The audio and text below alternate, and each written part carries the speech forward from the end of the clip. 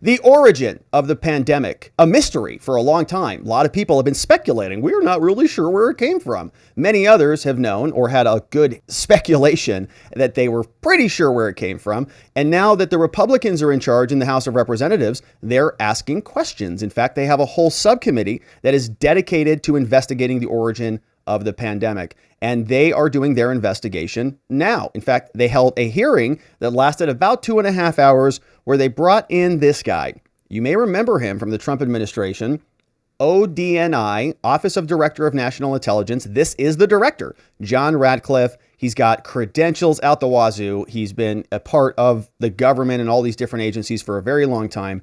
And he came to deliver the goods. He said, look, I know more about this than anybody in the US government, and this is what we should do and why, so that this whole thing doesn't happen again. Remember, we just went through a pretty catastrophic era, if I do say so myself. And I think many would agree. And it would be ideal if we didn't do that again. Don't want that to happen again. And quite frankly, I think the people who put us through what they put us through should be held responsible for what they have done. And we'll continue to investigate that, but we need the help of the government to open the doors and show us the cards. What do they actually have? This is how the Oversight Committee hearing, the Select Subcommittee hearing, opened today. Today marks the Select Subcommittee's second hearing in our series investigating the origins of COVID-19. At our first hearing, we heard what we presumed for years, that in addition to this being a scientific question, it is also one of intelligence and national security. Former director of the U.S. Centers for Disease Control and Prevention, Dr. Robert Redfield, who himself is a virologist, while discussing the origins testified, quote, I don't think that the answer is going to come from the scientific community. I think the answer is going to come from the intelligence community, end quote. As Dr. Redfield stated, and we agree, the intelligence community plays an important role in this investigation. We're not here to analyze the intelligence ourselves. We are here to listen to the experts and follow the facts. Very difficult to, very kind of slow opening here.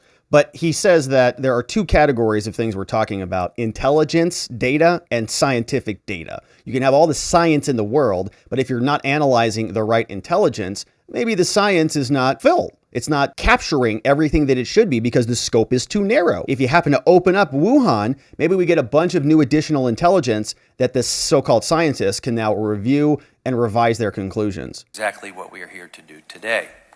Ask those that were actually involved in the intelligence process in the earliest days of the pandemic about what they saw and how we, as Congress, should proceed. We appreciate each of the witnesses here today. I do want to highlight that, according to the Congressional Research Service, this is the first time a current or former director of national intelligence has testified before the Oversight Committee. Look at a couple of the people in the background. Look at these nice two ladies. Well, I think they might even be grandmas. Look how beautiful and lovely these grandmas are. Now, they have a shirt on. I think they're wearing the same shirt. And if I can read and parse out the top part of this woman's shirt, I think I see the letters J-A-I-L scrolled up there right at the top. And if I look over here at this one, it says I-L at the top. And at the bottom, I think I see C and I. So if I'm using the powers of deduction, what I think I can glean from this image here is these two very, very, very appreciated grandmothers are in this court, in this hearing, with shirts on that say Jail Fauci. I'm pretty sure that's what it says. This is the oath and a short bio. Who the heck is John Ratcliffe? Thank you, Dr. Ruiz.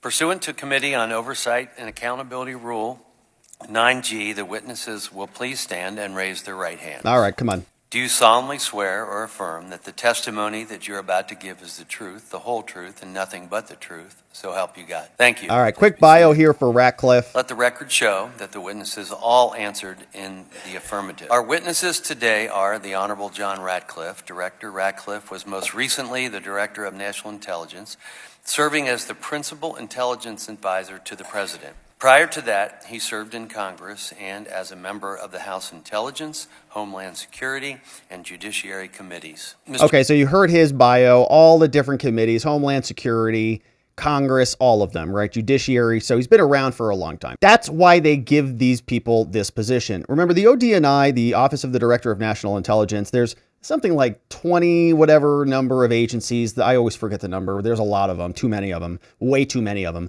And there is one coordinating office that's like the hub of all of the intelligence agencies. So you think of it like FBI, CIA, DHS, all of them.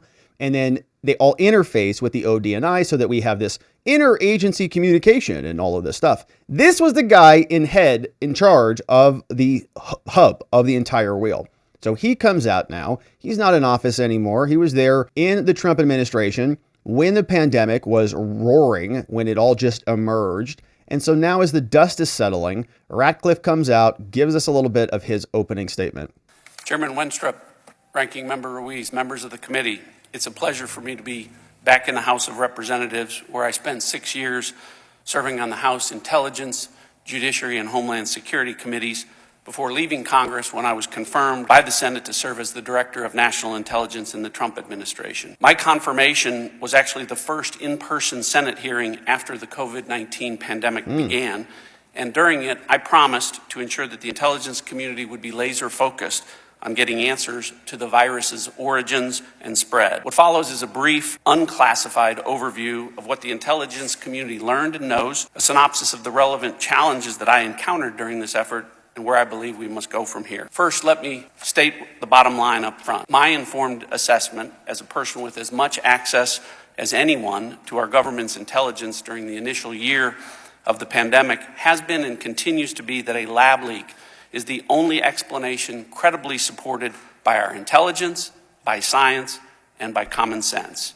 Yeah. From a view inside the IC, if our intelligence and evidence supporting a lab leak theory was placed side by side with our intelligence and evidence pointing to a natural origins or spillover theory, the lab leak side of the ledger would be long, convincing, even overwhelming, while the spillover side would be nearly empty and tenuous. Nothing up here. Sorry. Were this a trial, a preponderance of circumstantial evidence provided by our intelligence would compel a jury finding of guilt to an accusation that coronavirus research in the Wuhan labs was responsible for the pandemic. And likewise, the Chinese Communist Party would be guilty of going to great lengths to cover up the virus's origins, from destroying medical tests, samples, and data, to intimidating and disappearing witnesses and journalists, to lying and coercing global health authorities, even spreading propaganda that the virus originated here in the United States by the U.S. military. So we didn't hear much about that kind of full-on assault that was happening against the United States. Many of us were just heads down. I don't know about you, but back then I was running my law firm and I was trying to make sure that, we didn't have to forego surviving, right? We were surviving. We were all trying to keep the train on the tracks as best we could. And so we weren't really paying much attention to the information war. Our own government was locking us down, saying it's only going to be 15 days. Then it transitioned into longer than that. Then it transitioned into much more severe restrictions and other demands and mandates. But we didn't hear so much about the journalists being disappeared by the Chinese government or the propaganda being waged from the Chinese into the United States. There was a lot of burying of this information. I mean, look at this list again. Destroying medical tests, covering up the origin, medical test samples, data destroyed, intimidating, disappearing witnesses and journalists, lying, coercing global health authorities. Where are the stories on that? Spreading propaganda that the virus originated here. We know about that. Trump responded to that in the United States and by the United States military. So these are all open efforts by the Chinese military that this guy is not just speculating about. He's not somebody who is outside of the realm of knowledge. He's saying all of these things happen. We didn't pay much attention to it because we were all, worried about not dying. And let's get to the bottom of it. If that is what was happening in the middle of a medical crisis, it sounds like the Chinese government essentially waging war on the United States. And that the virus originated here in the United States by the U.S. military. Their efforts continue to this day as the Chinese embassy has formally objected to this hearing and this committee's efforts to ascertain the truth. And the Chinese government has done all of this while proving itself incapable of offering even a shred of exculpatory evidence. The intelligence community's sources on this issue are numerous, diverse, and unassailable, and I hope that the recent unanimous congressional support to require the declassification of our COVID origins material will make some of this available to you and the American people. Right now, a few of the intelligence community's agencies are publicly assessing COVID-19 virus originated from a lab leak in Wuhan.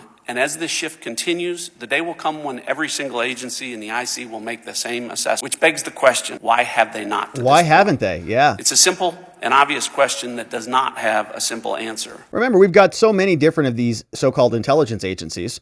And they're really, I have a hard time finding them to be that intelligent if they can't even agree with each other. One says this is absolutely certain. The other says, well, we're not really sure about this one. I think FBI says we're sure and CIA says we're not sure. So who's smarter? Based on our record here on this channel, we got to go with the CIA. We just haven't seen much of their work here, but we know what the FBI is capable of. So who is really intelligent? And if there's so many of these agencies, why can't they agree? And when we have one finding, the other one is not done. And we've talked about this here. Maybe the power lies in strategic ambiguity.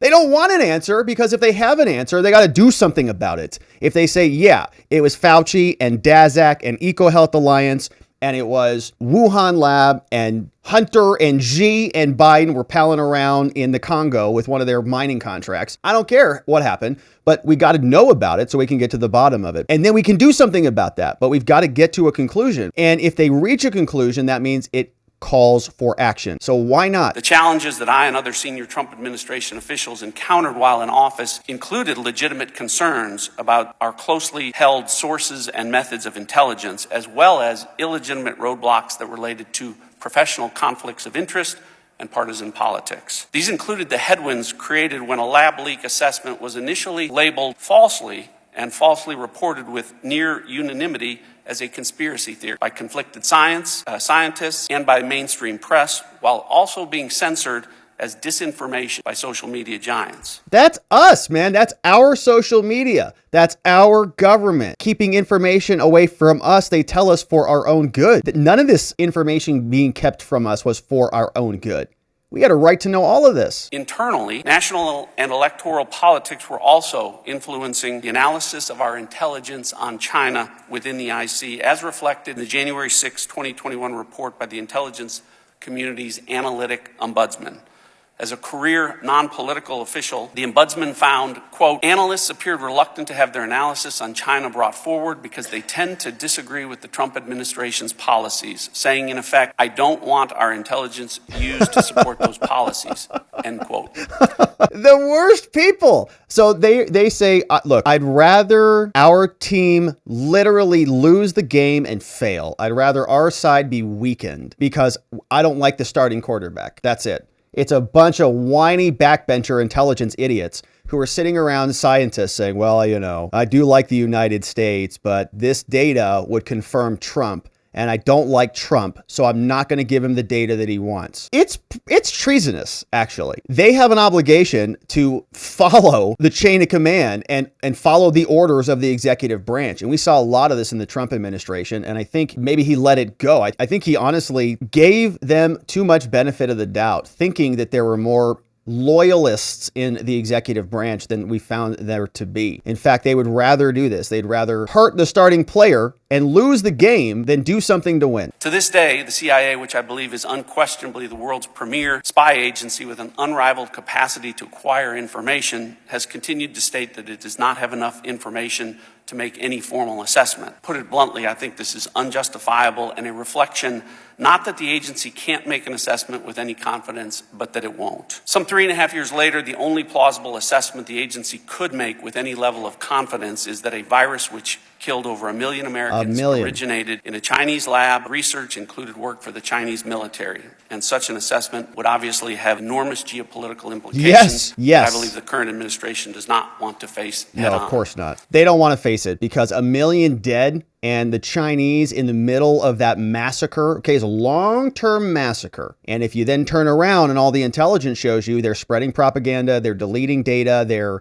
covering this whole thing up, maybe they're trying to take advantage of it. Maybe they had some angle to this thing that we are not familiar with that is still classified, that hasn't been revealed yet. But if you look around and you say, gosh, there's a weird pattern here. You know, there seems to be this repetition of the Chinese government interfering and trying to harass with balloons or whatever, with police departments around this country, with propaganda, with TikTok, on and on and on. It's this never ending onslaught. And you say, well, you know, I guess COVID's the only thing that the Chinese government was very forthcoming with. Are you nuts? Of course not. They've been nefarious and draconian and instigating in all of these other areas. But COVID, they were perfectly compliant with, and we learned everything about we needed from them. So this is more, Ratcliffe. Let me close by saying that I think that the search for the truth should drive where we go from here, and everyone, from our intelligence agencies to members of the administration to members of Congress to public health officials, should put politics aside and let our intelligence speak the truth about what happened.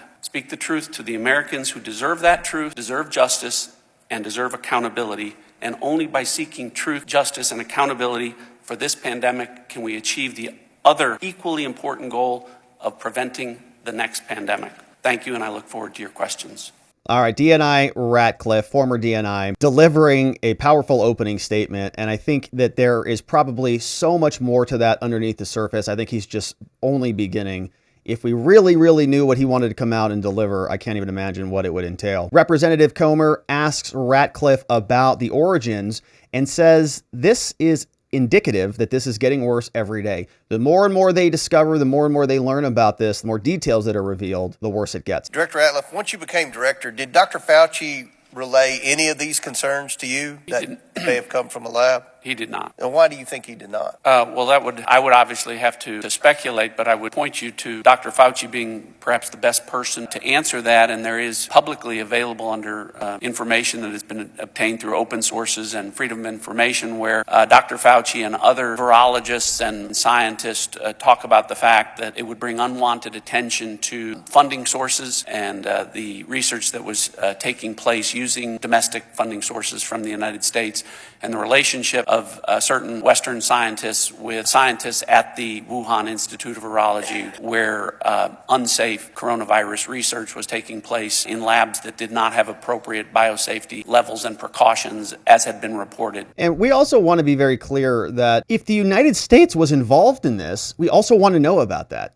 And we followed the bouncing ball here many times from the organization, the company called EcoHealth Alliance, which had Dr. Daszak. They wrote these articles in the Lancet paper. All of this gets traced back to the NIH, the NIAID, and there's all these contracts and funding, and we just follow the chain from the government through Fauci, through the EcoHealth Alliance with Daszak, over to Wuhan with the contracts, maybe to the emergence of a new novel coronavirus strain. And if the U.S. government was funding this, or China and the U.S. government, whatever the situation was, we'd just like to know about it. That's all. So that we can make sure this doesn't happen again. And so that the people who are behind it are held responsible. They're prosecuting Donald Trump for old bookkeeping crimes. Maybe we can investigate the death of 1 million Americans. Oh, this is so bad. It just gets worse every day. These scientists flipped 180 degrees with no new evidence, produced a paper not based on facts, and then may have used that paper to brief the intelligence community and suppress the lab leak hypothesis. This is a how-to manual in orchestrating a cover-up by using some of the most powerful and influential institutions in our country. If you ask me, this was set in motion by Dr. Fauci to hide U.S. funding of gain-of-function research and dodge accountability for a virus that has killed more than 1 million Americans. This must be investigated. Thank you, Mr. Chairman, and I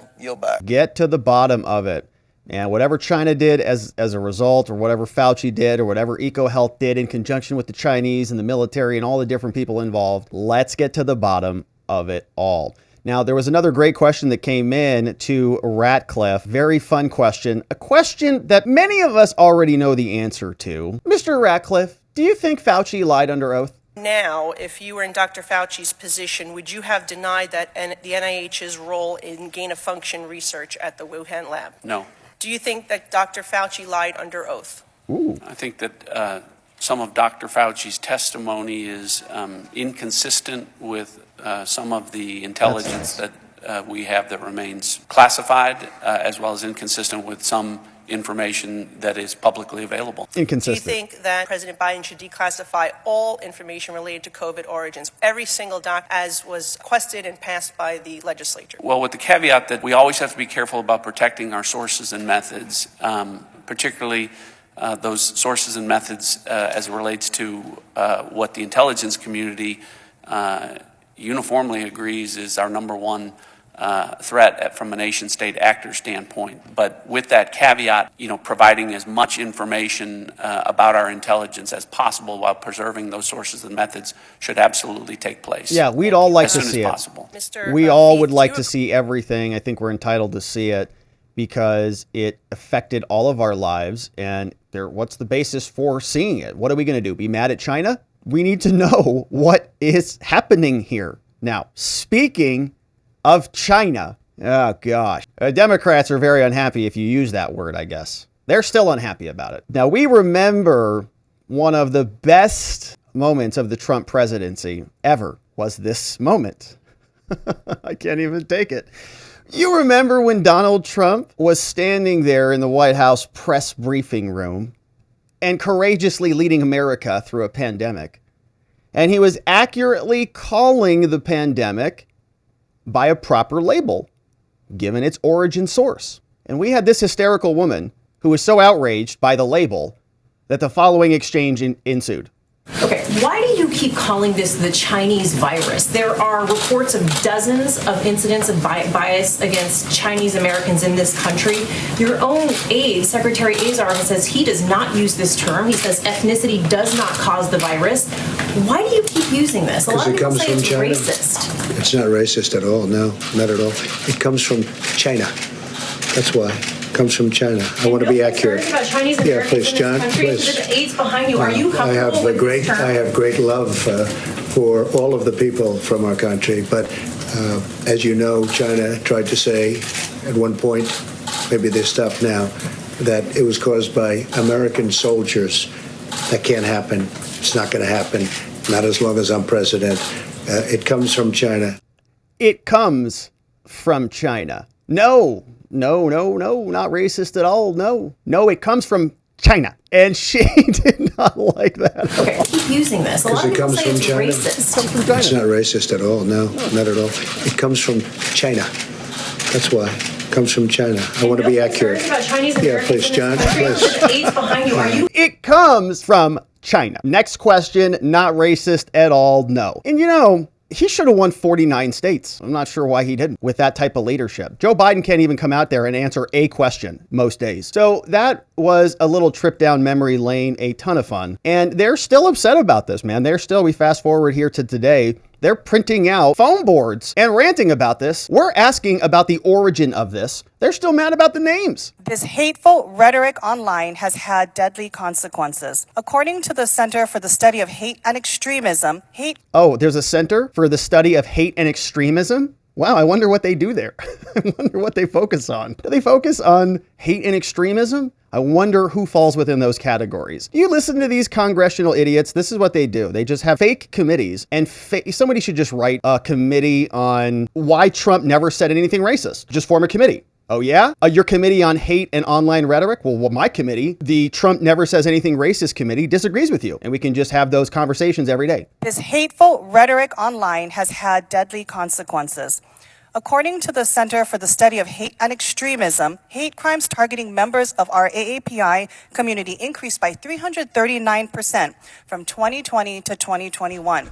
Words, my friend, matter. Trump's fault. We know that the CCP did not cooperate with international efforts to understand the origins of COVID-19, but President Trump made it worse. His words help perpetuate the CCP's misinformation campaign and assign blame for the COVID-19 pandemic on Asian American communities, and in doing so further hindered our nation's ability to implement an effective, evidence-based public health response. We must recognize the consequences of our words. All right, yeah, let's recognize the consequences. Okay. The impact they have on the communities we serve and how it shapes the national conversation on issues of critical importance to our health and our security. Dr. Lowenthal, you've warned about the dangers of politicizing intelligence and national security. As we seek to engage in a thorough, fact-based analysis, what are the real-world consequences of distracting rhetoric and politicizing intelligence regarding the virus's origins? I don't know. They should just contact the Center for Hate, Bigotry, Xenophobia, and anti-LGBTQ plus expialidocious and get their take on it. Marjorie Taylor Greene comes out and sets the record straight on all of that. She says, before we get into our line of questioning, let me just be clear about this, okay? Trump never said anything racist about this China virus, right? It came from China. It's a geographic term. And so why don't we get to the bottom of where it came from? And this is the origin conversation. I guess the term is relevant. Did it come from China or not? Let's get some answers on this. And Marjorie Taylor Greene clarifies this for us. I now recognize Ms. Green from Georgia for 5 minutes. Thank you, Mr. Chairman. I would like, for the record, to address something that one of our colleagues across the aisle was talking about, which was Asian hate. in reference to President Trump. President Trump never spoke any language of racism or hate. He did, however, call, and many of us have called the COVID-19 virus the Wuhan flu, the China virus, because we feel Not it racist at all. originated from China. I'd like to also state for the record that many viruses and diseases are named after the area that they come from. Exactly. Like the West Nile virus from West Nile, Uganda. Rocky Mountain spotted fever from the Rocky Mountains. Marburg virus from Marburg, Germany. Zika fever from the Zika forests of Uganda. Japanese encephalitis, German measles, and I could go on and on and on. We're really tired of the racism and name calling, and it needs to end. But we're really talking about the origins of COVID-19 here today, which is shocking to me because honestly, we've been talking about the origins of COVID-19 for 3.5 years.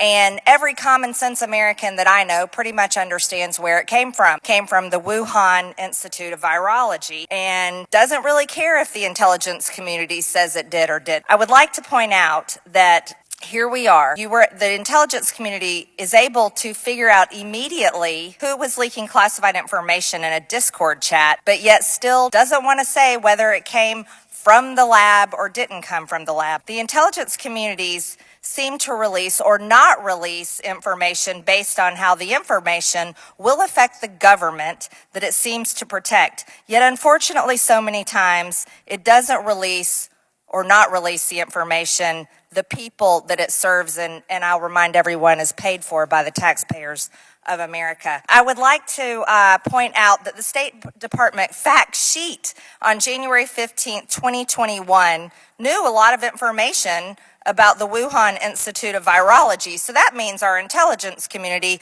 knew a whole lot more before that. They knew the U.S. government believes that there were several researchers inside the Wuhan Institute of Virology became sick in the autumn of 2019, before the CCP first reported cases of COVID-19. They also knew that the CCP was preventing journalists, investigators, and global health authorities from accessing the Wuhan Institute of Virology. They also knew that starting in 2016, well before this, the Wuhan Institute of Virology was researching the bat coronavirus with the closest relationship to SARS-CoV-2, 96.2% similar. The Wuhan Institute of Virology has published record of dangerous gain-of-function research. And the State Department memo also said that the U.S. government determined the Wuhan Institute of Virology collaborated on publications and secret projects with the CCP military since at least 2017. She did her homework. Else we know? We know that Dr. Fauci in the NIH funded through grants EcoAlliance. With the gain of function research. We know that for a fact. Our government paid for it. Our taxpayers, unfortunately, unknowingly paid for it. So we know all this to be true, and we know it was going on at the Wuhan Institute of Virology. Mr. Lowenthal, with your dedication to being an analyst of information, why is it so hard to determine whether COVID-19 came from the Wuhan Institute of Virology or not? Because the Chinese will not give us access to the information that we need. If they gave us the kind of access that Mr. Feith was talking about, if they gave us samples, if they gave us access to the records, and you will never be sure with the Chinese whether they're giving you the access that you want, we're never going to be able to say with a high degree of certainty. It's not. May I respond? This is ridiculous. You can't come to a conclusion because they won't give you all of the data. You can still come to a conclusion without the data. That happens all the time. You make decisions in your life regularly without knowing all the facts. You come to conclusions, you make an estimate, and you take action on it. But they keep using this same talking point. Well, the Chinese are not being forthcoming. Okay, well then maybe you should hold that against them, right? Maybe that should be a point against whatever they're telling us is the truth. But he wants to deflect and interject and respond to something else. Watch what happens here. Something else that you said in your comments, Ms. Green. There is a vast, vast difference between tracking a leak on a social media site and determining the origins of this disease. And to compare the two is entirely fallacious, ma'am. Dr. Lowenthal, you've said that you keep your him back. intelligence claims and information nonpartisan. Get him. In 2018, Mr. Lowenthal, you were quoted in the New York Times saying that President Trump is the best president that Russia ever had. That sounds pretty political to me. But I was no longer an intelligence officer at the time, ma'am. I'm a private citizen. Well, I think you have a difficult time keeping your political opinions out of your political analyst. Mr. Ratcliffe, you are quoted as saying, to this day, the CIA, unquestionably the world's premier spy. So she has done her homework, obviously. So she had a point.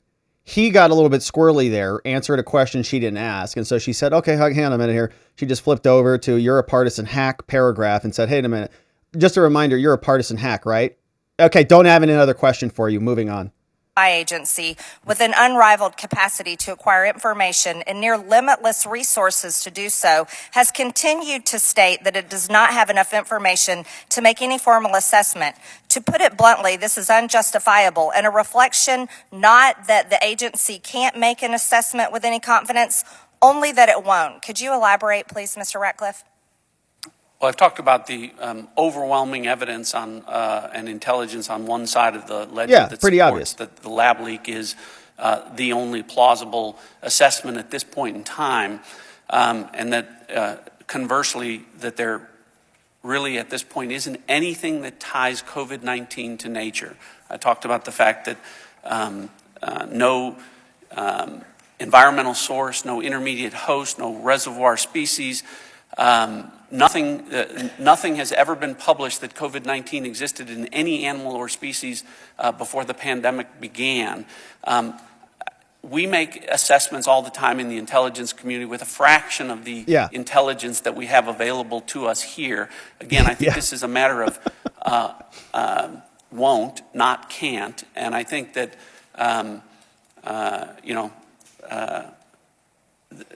that it's unjustifiable when we're talking about 1 million Americans dead and as many as 10 or 15 million worldwide, and this contradiction that the current administration is taking through the intelligence community, and that you've heard here today, that we'll never know the answer to this unless the Chinese cooperate, is a contradiction with those that say our goal here is also to prevent a future pandemic. We'll never be able to prevent it if we don't get the answers that we need with respect to how this happened in the first place.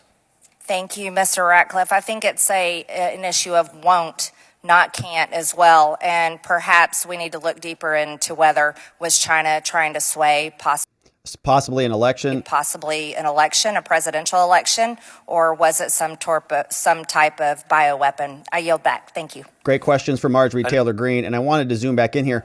We can confirm it's jail. Yeah, it's jail. And so it looks like it's jail Fauci out there from grandma. But the point is, my friends, pretty powerful testimony. Honestly, it is shocking that a big contingent of our U.S. government feels like it's resigned itself to just saying, well, it's complicated. And unless we get in there, we're not really sure what's going to happen. It's like, I wonder if they're not planning their Ukrainian offensive in that theater of war because they don't have full details. Like, did they call Putin to confirm what Putin is doing? Or did they know if he's going to be here or be there or whatever? And you say, well, Rob, that's a war. We're not enemies with each other. Yeah, well, they're flying balloons over our country. So you understand, I think, that this is a little bit more serious. It's not like we're on, it's not like the UK or something. We have this long history of allied relations.